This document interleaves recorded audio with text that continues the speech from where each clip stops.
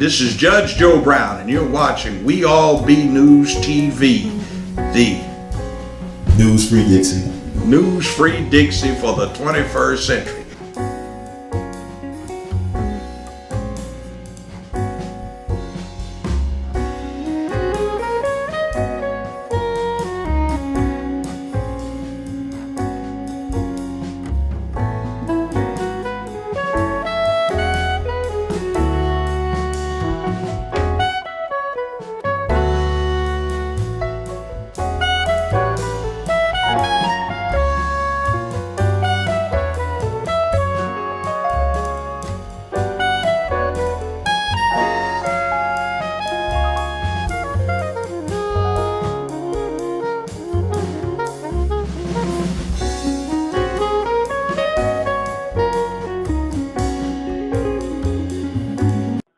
Welcome back to the Earl Farrell Memphis Show. Jimmy Ogle filling in for Earl Farrell today on the rainy Friday afternoon. And thank you, Kristen, for calling in. Tell us about the life and times of a carriage driver that's rained out tonight. Hopefully sunshine for you tomorrow. And Doug Ammons from Shelby Forest General Store. Steak night tonight. Flash mob or ukulele flash mob tomorrow afternoon out there. And we're going to kind of come back into Memphis a little bit and get back into music. We always love talking about music in Memphis. And I'm going to be talking here for the next few minutes with my new best friend, Ron Hurd. Ron, how are you doing today? I'm doing fine, Mr. Jimmy. How you doing, sir? I am doing fine. I got your business card. Now, let me set this up. I'm going to kind of go backwards here, okay? We're going to start with Jimmie LUNceford and get to what you're doing this week with the Jimmie LUNceford JamboREe Festival and a couple of events you got coming up for the remainder of the week. But you and I kind of met at Elmwood Cemetery. That's a strange place to meet, but because we like portraying people that are residents in Elmwood, and over the years you portrayed Jimmie LUNceford. I've been several people from Edward Pembroke to Lloyd Benford to Nathaniel Anderson to John Reed McClanahan, and it's always fun to do that Costume Twilight tour. Don't you kind of get geared up for that every year? Well, it's actually the last time I did Jimmie LUNceford was the first time back in 2009. So it's been several seasons since I did it, but I think it's the right season to do him now. Well, you seem like an old seasoned pro to me out there with that trumpet and the outfit you had on and the game you were throwing down. I mean, I was 200 feet away from it. I could hear you going on across the hill over there today. Yes, sir. Last week. I'm very passionate about Mr. LUNceford and about Memphis music and heritage in general. Okay. All right. So that's where we're going to go right now. Is before we talk a little bit about Ron Hurd, let's talk about what makes Jimmie LUNceford so important to you. I know everybody knows about the blues, the rock and roll, the soul, all our heritage and the recording studios and the great names, but people don't realize what a significant name Jimmie LUNceford was and is in the music world. And I want you to kind of give us that story right now. Go ahead. Well, Jimmie LUNceford was the guy who was credited as being the first high school band director in the city schools back in the 1920s.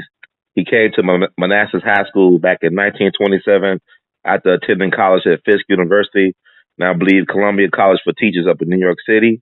He was hired to be anything but a music instructor. He was hired to be the football coach, baseball coach, basketball coach, track, gym teacher, English and Spanish teacher, and history teacher. But he had a novel idea that music could actually encourage students to become better people and could instill community pride. So with the help of the community, he raised money and awareness as well as provided music lessons, which helped him to form a high school band known as the Chickasaw Syncopators, which also became a popular local band. And he is also credited with being the first person to teach jazz studies in a formal educational setting in any place in the world. So that's interesting history, right? Because Memphis is not considered a jazz. That was at Manassas, right? At Manassas High School. And Manassas is known as the first black public high school in Shelby County that went all the way to the 12th grade and then was accredited. They had another pretty good musician come out of there, too, didn't they, later on?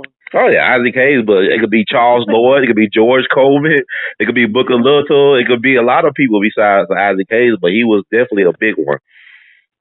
So Jimmie LUNceford's been a teacher, he's been a coach, he started this music program, he was also an accomplished orchestra leader, let's say.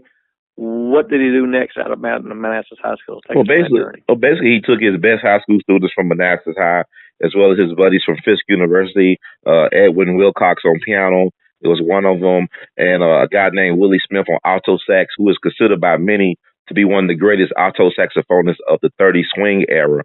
You have him, Benny Carter, and Johnny Hodges as the big three of that era of the 30s and 40s swing.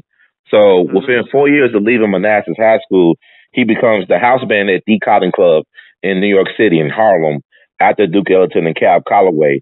And within several years, he's the most popular attraction at the Apollo Theater for a whole decade. He's in his 30s, right, or something like that. Yeah, he's in his 30s, right? He was born June 6th. Not like he's in his 40s or 50s. No. He's a young guy. I mean, but like, you know, when you talk to people that knew Jimmie LUNceford, that played with him, he was a true gentleman. Like, I talked to people like Catherine Perry Thomas, Manassas class of 1932. Her brother was in Jimmie LUNceford's high school band, Andrew Perry, and also turned professional with him. She said he was like a tall, dark, and handsome man who didn't swear or cuss or drink or smoke. And he set a standard, a way of being of excellence among the high school boys. Like, they considered that music program a rites of passage to turn boys into men. Because to her words, she said by the time those young black boys graduated from high school under Jimmie LUNceford's leadership, they were like 30-year-old men. They had responsibility. They had a sense of character that was excellent and exceptional. So Jimmie LUNceford, and I like to tell people this, if he's the number one attraction in the Apollo Theater, he is also the number one band of choice among African Americans in the country, nicknamed the Harlem Express. He's more popular among black people in America than Duke Ellington and Count Basie. That's just incredible, you know. And he died at a young age, like 45? Yeah, 45, back on July 12th of 1947. He was scheduled to do a concert gig at Seaside, Oregon. Oregon is known as the only state in the Union to have in its constitution, when it became a state back in 1859, that blacks could not live, work, or own property there, although they did outlaw slavery. And blacks did not really start moving to Portland or Oregon in general until like the 30s, close to the 40s, around World War II, because of the military industry complex. So Jimmie wanted to be served at a restaurant known as Number 10 on Downing Street in Seaside, Oregon, which is a beach resort town in Oregon. And the manager allegedly refused to serve them. They wanted hamburgers, but they ended up getting like beef sandwiches. And from all accounts, the beef was tainted because Jimmie was signing autographs at a music store right near the concert hall and dropped dead while signing autographs. And his band got sick, but they didn't know he was dead until almost to the end of the show. But it was reports of them leaving the bandstand, going to the restroom, you know, doing all types of ones, twos, and threes and combinations, you know. So he came. It was brought back to Memphis, buried in Elmwood Cemetery. Yeah, he had two funerals. Like, he had one up in New York with all the big name stars like Pearl Bailey and Sammy Davis Jr. and Bojangles Robinson came out to pay their respects. And then he had a huge one here with thousands of fans, black and white, paid their respects. Now, as a side note, you know, Pastor Kenneth Whalum Jr. and Kirk Whalum Jr. Oh, Kirk Whalum, excuse me. Their grandfather, H.D. Whalum, was great friends with Jimmie LUNceford. He actually sung at Jimmie LUNceford's funeral and ended up dying in a car accident after the funeral. Now, Blues in the Night. Mm-hmm. Tell us about Blues in the Night, the movie. Oh, yeah. Well, the movie was interesting. We showed that movie at Stax yesterday. Jimmie LUNceford. I mentioned that on the air yesterday. It was going to be on at 6 o'clock at Stax. I appreciate it. Yeah, it was like it turned out. You know, people came out. They were fascinated. It wasn't boring. It premiered or came out in 1941. One of the highest grossing musicals of its era. It's a very unique film noir, as you call it. One of the stars, or one of the lead characters in the movie, was actually Elia Kazan, who's considered one of the greatest film directors of all time. You know, he did On the Waterfront, A Streetcar Named Desire. He premiered James Dean in East of Eden, his only major film that came out during his lifetime, James Dean. And his actors have been nominated for 21 Oscars, winning 9. One of the co-founders of the Actor Studio with Lee Strasberg. That's Elia Kazan. He was featured in there as a clarinet player. But it was interesting because, like, you know, jazz at that time was considered what rap and hip-hop has been considered in contemporary times. It was the most popular music of that era. So to see it portrayed on the screen and to see Mr. LUNceford there, it was fascinating. Very good movie. I mean, for what it is, it had a great storyline, interesting acting. So while he was being the conductor of the orchestra, was he still playing an instrument with them too, or? Well, he was a musical prodigy. he could play. He was a reed specialist. So in a movie, they showed him with a saxophone in his hand.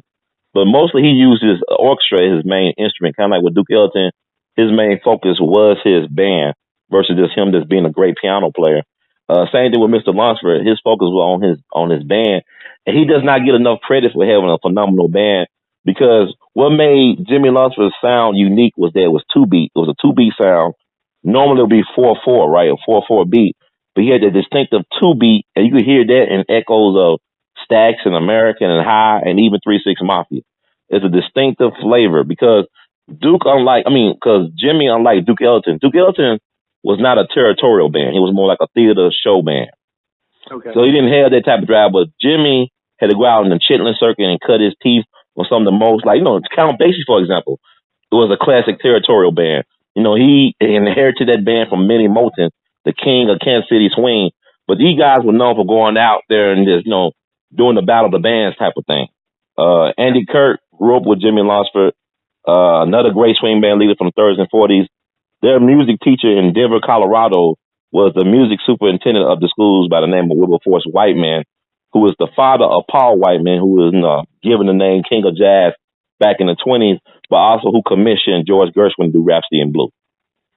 There you go. Now, look, we're going to take a quick break here. We're going to talk about the rest of the activities this weekend you got going on, and then talk about We All Be, too, and Ron Hurd. So, right. Folks, you're listening to Ron Hurd here. We're talking about Jimmie LUNceford, one of the greatest musicians ever out of Memphis City Schools and as a teacher and from all over the world back in the middle of last century.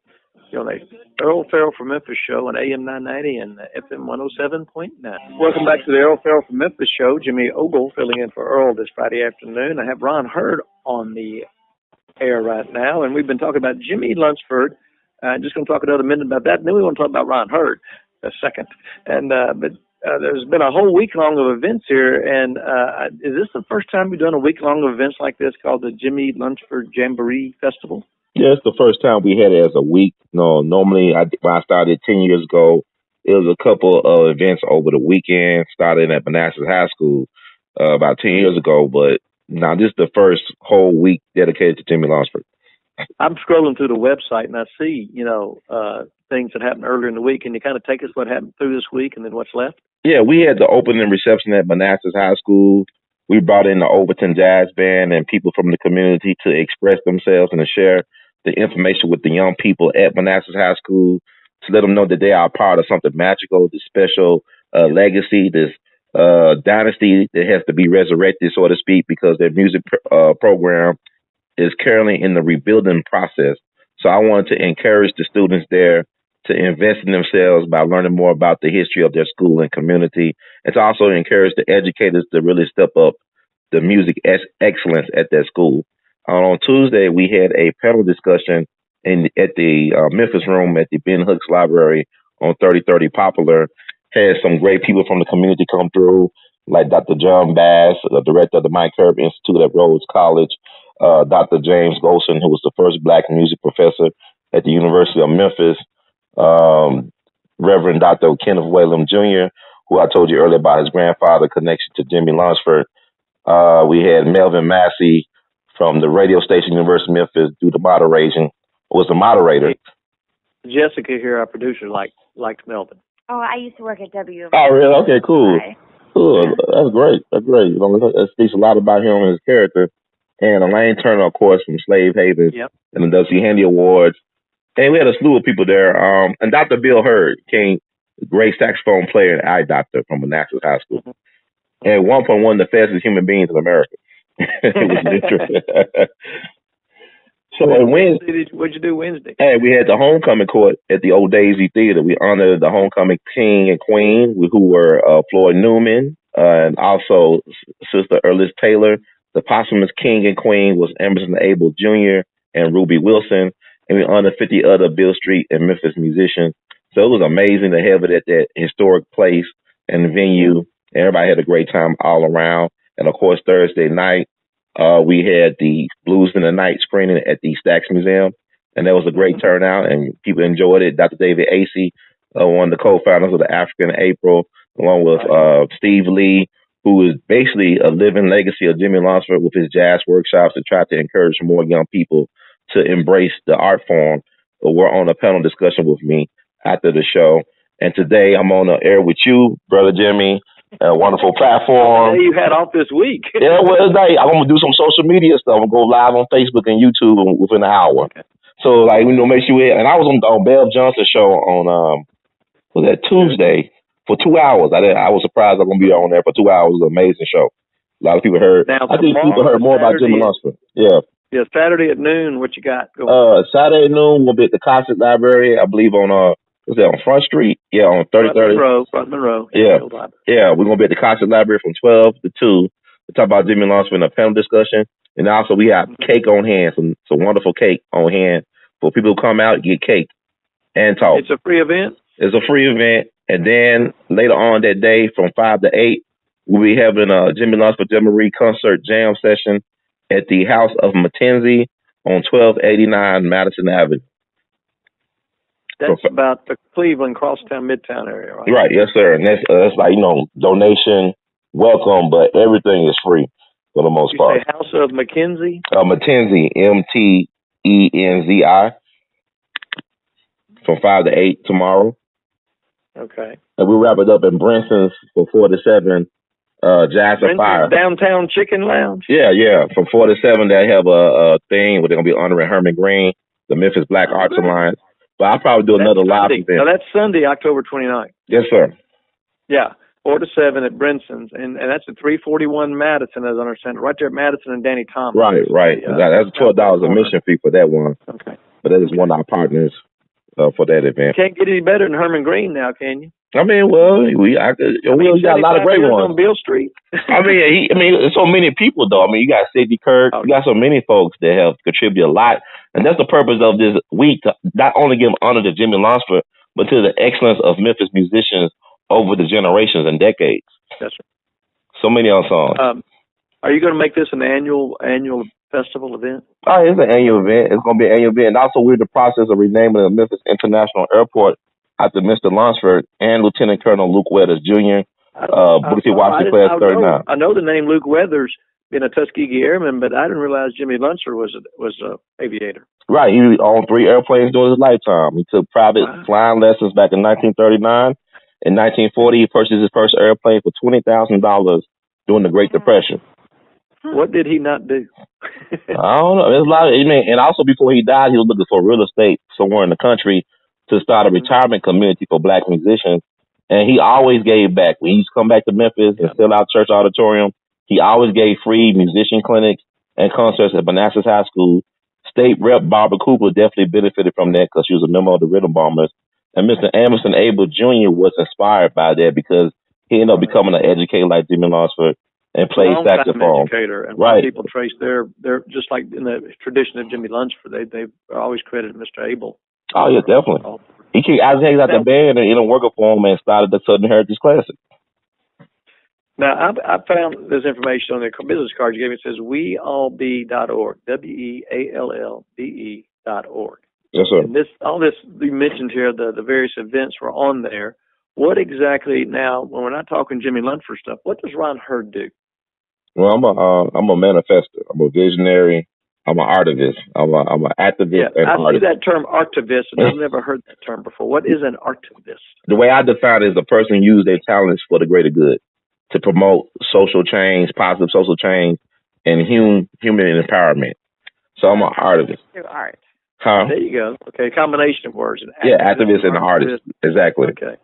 Because, you can take these energies we have and be destructive with it. Of course. You can take these energies we have and be incredibly creative and positive with it. And I admire you for taking the positive fork in the road, and mentoring and trying to encourage people what they can do through music and everything. Yeah, well, like even with the Confederate issue, it's problematic for me in this city with the Nathan Bedford Forrest Memorial, whatever, that people don't understand the significance of where it's located, because I make it a point whenever I get on a powerful platform to tell this truth, is that the problem is with that statue and that monument that it was raised privately, the funds to create that monument. It was not taxpayer supported when it was created, the Sons and Daughters Confederacy, whatever. It was developed in Italy, that statue, and transported to Memphis. Been there for 112 years. But the thing about it is, I don't have no problem with it per se, but I don't want to pay taxpayer money on the upkeep of it. It should be privately upkept. And also across the street from it is the Scottish Rite building. And what people don't understand is who's Albert Pike. Albert Pike used to live in Memphis back in the 1860s, known and was friends with Nathan Bedford Forrest, and is also credited as being the founder of the Ku Klux Klan. He was a third degree Freemason, Scottish Rite. He got a Masonic lodge named after him in Little Rock, Arkansas. He's the only Confederate general with a monument in Washington, D.C., and he's from Boston. But he was the Brigadier General over Cherokee Indians during the Civil War, because Cherokee Indians owned slaves. And over a month ago, they lost a lawsuit and had to pay reparations to the descendants of the people that they own. Wow. And that's how you Google that up. There, isn't it? Huh? That's some history there. You just right, but don't matter. When they take them down, I never hear them talk about the significance of the founder of the Klan being a Scottish Rite, third degree Freemason, who was friends with Nathan Bedford Forrest, the first Grand Wizard of the Klan. True, and I think Forrest helped disband that version of the Klan too along the way. I mean, like they give them credit. It appeared separate down the road, We could come back and talk about that a long time, I think, Ron, and I'd be glad to. I want to get together with you here in the off season, not just at Elmwood time or once in a while on the radio. I've really enjoyed meeting you. Like we got to talk a long time there at Elmwood Cemetery, a couple of weeks ago. It seems like you got a lot on your plate and you got a lot to give, and I really admire you for what you do and again for carrying this torch for Jimmie LUNceford. I just think that's great because again, the most unsung musician to ever come out of Memphis, I think. I believe that too. Deserves all the credit that we can give to it. We're coming on a hard break here, Ron. I really enjoy you calling in today. We got a lot more to talk about. WeAllBe.org. Well, you got a telephone number anybody can reach you at? Oh, yeah, definitely. 901-299-4355. Okay. 901-299-4355. And we're a nonprofit, and we take tax-deductible donations. I'll mention that number again at the end of the show today, too. Thank you so much, Ron Hurd, a.k.a. Jimmie LUNceford. We'll see you down the road, pal. Well, we love you madly, Brother Jimmy. Keep on doing what you're doing.